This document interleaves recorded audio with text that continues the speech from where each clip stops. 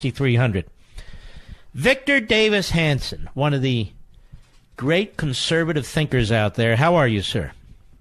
Very good, Mark. Thanks for having me on. Well, I got to know you a little bit, and I really like you. You're a very, very good guy, and it was a pleasure to have you on my Fox show.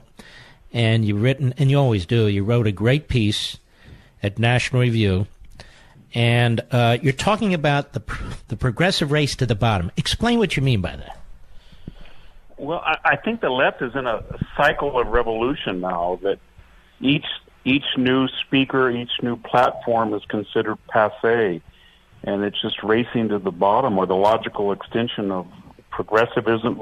Democrats became liberals, became progressives, became socialists, and now where do you go, Mark, beyond abortion on demand in the third trimester, or banning the internal combustion engine within 10 years, or abolishing all student debt, or Medicare for everybody? It's really hard to see how you can get much further along that redistribution of socialist line. And you can see these guys that parade before the cameras, Kamala Harris, Joe Biden. It's kind of like a North Korean re-education center. They apologize for their prior positions because they're afraid that it's going to be seemed incorrect. Even the Obama seemed quaint compared to some of these people that are going to be running for president.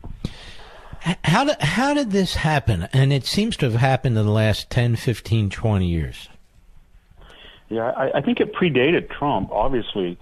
Part of it was the Republicans with globalization and the hollowing out of the interior.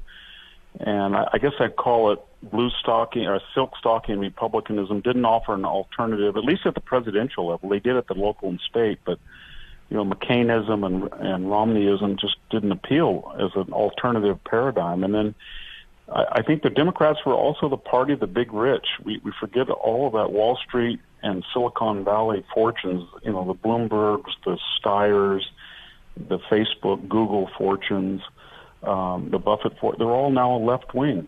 And we really saw in 2016 they fuel everything from vote harvesting to midterm PAC activity, and a lot of people, it gave them a lot of momentum, and it's been going on for a long time. And then finally, the universities, there's no old-style liberals. When I was in university, we still had guys trained in the 50s and 60s, and while they were on the left, they were disinterested, and then they trained our generation as progressives, and our generation took over the university and trained leftists, and now leftists are training socialists. So it's sort of like the cycles of the French Revolution. They just have to play out until you get to the Jacobin Robespierre point where there's nothing you can do.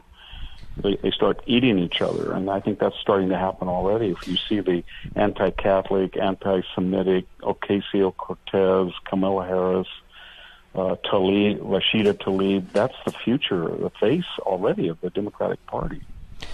Problem is they drag us with them, If they want to duke it out among themselves, that's fine by me. But the rest of us kicking and screaming, we're dragged along here. I'm concerned about this because, as we all are, because I listened to McConnell today, and they say, well, what's your idea for some kind of deal here? He says, will you go narrow? Will you go broad? Whatever deal we can make, whatever works. Now, that's not right. Whatever works. The problem in part, I think, Victor, is we do not have individuals who stand up, go on TV, and can articulate liberty and private property and commerce and things in a way that people can understand. It's really amazing that people can become the Senate Majority Leader and you can't talk. I agree. I think we have to realize that what progressivism is a very elitist. It's a program for the very rich, so they don't feel guilty by giving concessions to the very poor, and it's aimed at the middle class, the majority of Americans. And every tenet of it, whether it's illegal immigration that destroys legal immigration for hardworking people in Asia and Africa who wait their turn, or low-wage earners in the United States, but we don't articulate that this progressivism is an elitist, selfish cult almost, and it's not a humanistic creed. This whole profile of these young hipsters that prolong obsolescence, they go in and out of the university. They want us to pay for their student all their student loans. We're not producing children and families like that's not a pathway to civilization success. And we have to say to the country, do we really want some guy who was driving a truck at 18 and worked his entire life, who didn't go to college, to have to pay taxes to pay for somebody's anthropology degree that he got in 8 years of schooling? But we never look at these issues from the point of view of humanity and fairness and how they affect middle-class people. Instead, we just take it. They call us a nativist, a racist, a xenophobe, a homophobe, a sexist, and we think, what do we have to do so you don't do that? We really saw that, Mark, in that Covington lynch mob. I mean, our guys were on the other team just because they were so paranoid of being called that they would be laid out of the gates, and they might not be so condemnatory of these white Catholic kids that they so much wanted to demonize, so they would virtue signal that they were not part of the Trump movement, and that's really disturbing. You know, seeing all this, it troubles you as I know it troubles me, and I think when it troubles you, you sit down and you write a piece, right? This is one way you can vent. I get behind a microphone.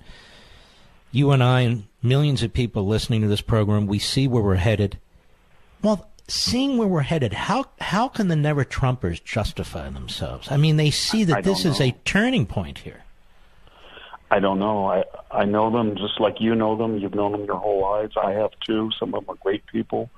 But they don't understand that in the real world, I was a farmer for a number of years. I still live in a farm.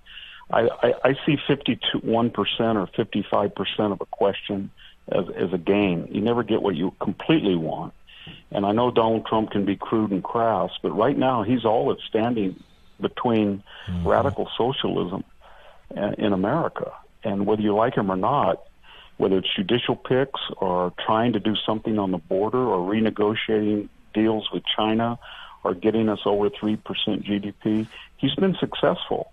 And I think now it's a psychological mechanism with these never-Trumps. They cannot concede that because it for them it symbolizes a whole destruction of their worldview. So they're now actually adopting policies they used to fight simply because Trump's fingerprints are on them. It's really disturbing. I know they don't have a lot of numbers, and Trump won 90% of the Republican electorate in 2016. But on these independent voters, that key rubric, they do a lot of damage. And I've lost patience with them because they're doing the country a lot of damage, and they're just doing out of vain and egocentric reasons for the most part. I don't even engage them anymore. I dismiss them because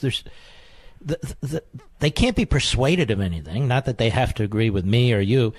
But let me ask you, let me put it to you this way. Are they more troubling than the hardcore leftists to you?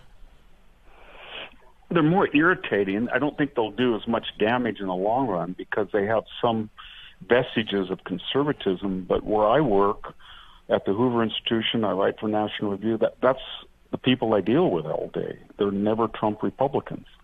And they have a social and class and cultural disdain for people who vote for Trump or still support him.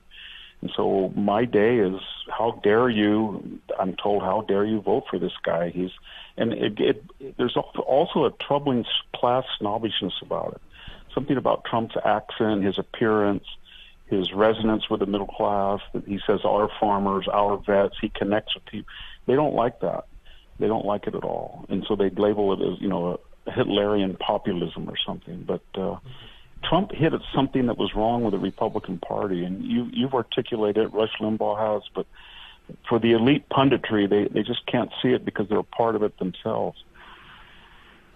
Well, I want to thank you for what you do, and you do it in a lot of places, and just keep it up, and we'll keep plowing ahead. I'll tell you, I worry about this next election because the media and the Democrats want to put this president out. If they can't, they want to smear him to such an extent where it's difficult to win re-election, and you can see how they're already treating these hardcore leftists really with kid gloves. Kamala Harris doesn't get any real examination. You got this 28, 29-year-old out of New York. As you point out, she won like 15, 16,000 votes in the primary, and all of a sudden she's this great figure. She's a media fabrication, is she not? Yeah, she is.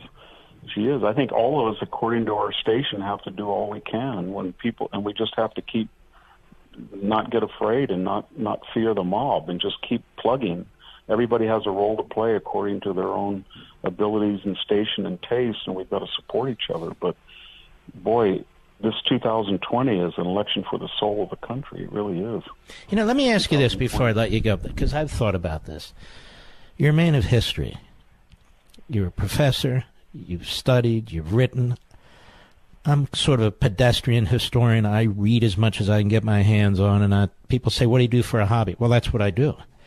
And you look back, you see how these republics have failed, how other countries have failed, and you see us moving in that direction, and it becomes enormously frustrating, does it not? Yeah, it does, because it doesn't work. We know that in Venezuela or Cuba or Mao or the Soviet Union or even the EU, wherever it takes hold, this redistribution socialism doesn't work. It's nihilistic. But the culture, the rotting of the culture. It's a religion for agnostics and atheists. It really is. Mm-hmm. And we know it, and it has a certain base appeal to people to get something for nothing or feel good about themselves by giving away somebody else's money. And we know the pathology, but it's almost as if it's addictive. And it's destructive and it's nihilistic. And when you watch these cycles and you want to warn, you sort of feel like you're Cassandra just saying, hey, watch out, and they think you're nuts. But we're not nuts. Your listeners are not crazy, and we're not crazy. And but we're trying to warn the country, not in a mean way, but we've gone down this in the early and mid-'60s, and we sort of averted it. We tried it in the 30s during the Depression. We averted it for a while.